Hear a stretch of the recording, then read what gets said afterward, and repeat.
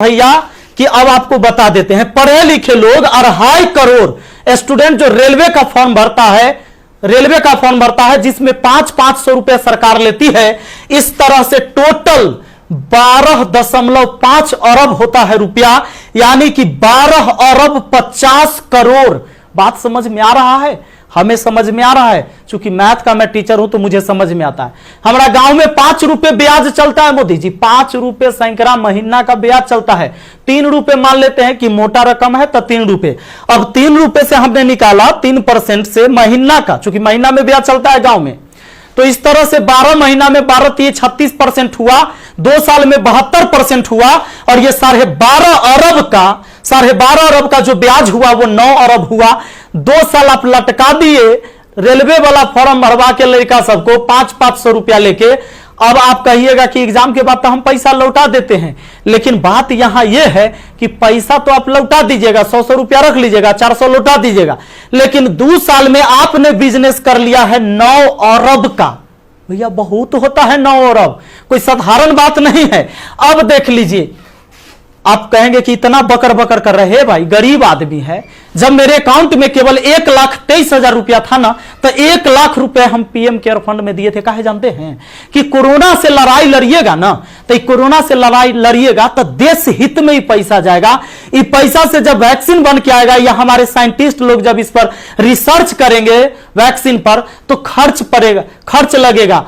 तो आदमी किसके पास जो औकात था, 1 रुपया, 11 रुपया, 100 रुपया, 50 रुपया, 1 करोड़, 500 करोड़, 1000 करोड़ लोगों ने योगदान दिया, जिनसे जो हो सका। पूरा देश आपके साथ खड़ा था, आपके साथ खड़ा था। और याद रखिएगा कि यह युवा बेरोजगार रहेगा तो आपके विरुद्ध खड़ा होगा। भैया तख्ता पलट जाएगा, ये बात पक्का सुन लीजिए। काहे कि आज हम दिल से बात कर रहे, दिल से बात किए थे तब ना मदद किए थे।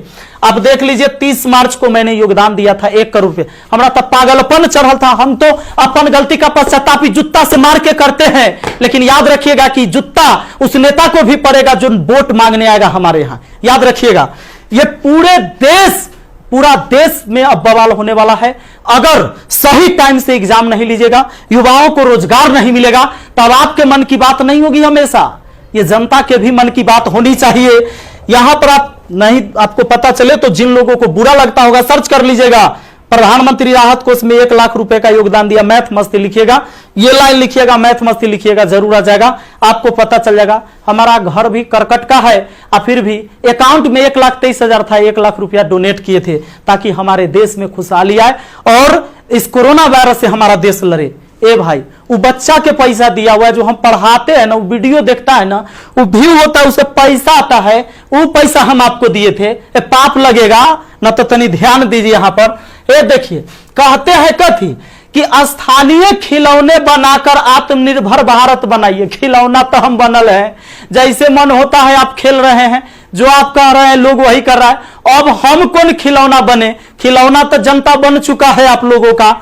यह हमारे मोदी जी थे, ये हमारे नीतीश बाबू हैं। इनका चाल सुनिएगा, इनका चाल क्या है।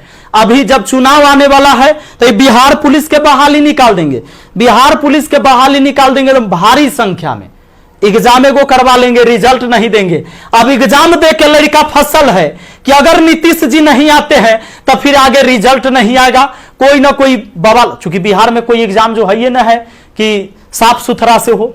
आप देख रहे हैं बिहार एसएससी का एग्जाम कितना साल में हुआ है, आदमी बूढ़ा गया, जवानी में दिया था एग्जाम और रिजल्ट आते थे बूढ़ा जाएगा।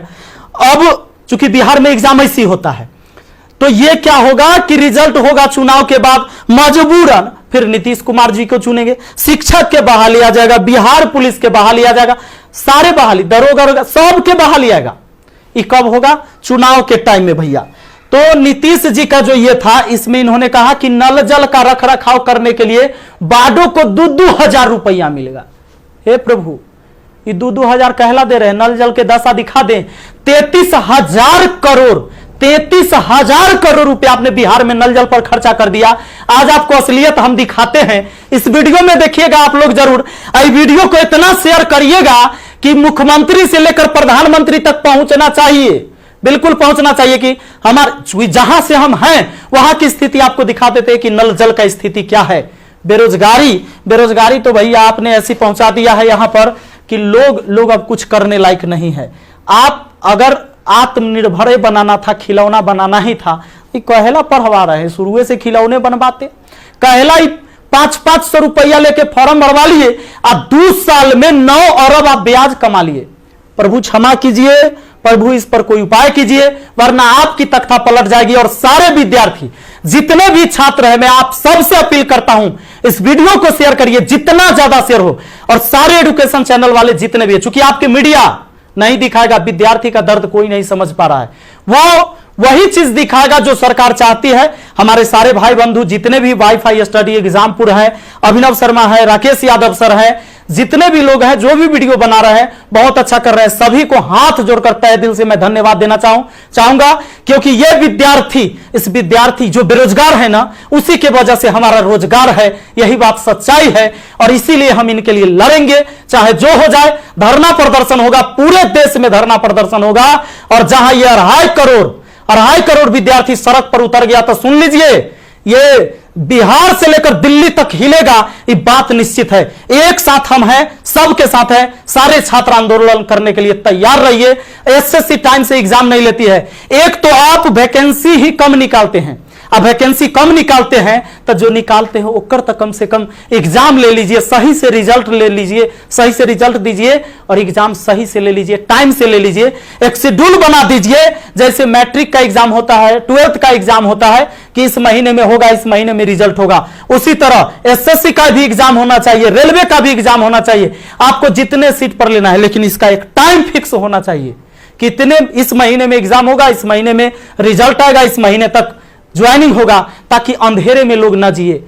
हे प्रभु, ये पाप लगेगा अगर इस युवाओं के साथ गरीब के बच्चा ना जनरल कंपटीशन के तैयारी करता है, आर्मी के तैयारी करता है, गरीब के बच्चा जाता है। कम से कम एकरा साथ इतना अन्याय ना कीजिए। ये पाप का घड़ा भर चुका है। मैंने अपने सर पर जूता मारा है। अगर वोट मांगने मेरे एरिया में आइएगा, हम जूता मारेंगे आप लोग को, ये बात पक्का कह देते हैं। आई वीडियो शेयर होना चाहिए। आप सबको इस बात के लिए मैं कहना चाहूंगा कि आप शेयर करिए, इस वीडियो को पहुंचाइए, जहां तक हो सके इसको पहुंचना चाहिए। और हर व्यक्ति आपसे हाथ जोड़कर विनती है कि हल्ला बोल ये नारा लगाइए और सब लोग पहुंचाइए, सब लोग वीडियो बनाइए, जितने भी एजुकेशन से जुड़े हुए हैं। क्योंकि कोई मीडिया वाला आपको दिखाने वाला ये नहीं है। और बस यही बात कहना चाहेंगे और जल्दी आग के तरह इस वीडियो को फैलाइए। और ज्यादा कुछ नहीं बोलेंगे। बेरोजगारी इतना बढ़ गया है कि आप सब कुछ समझ ही रहे हैं।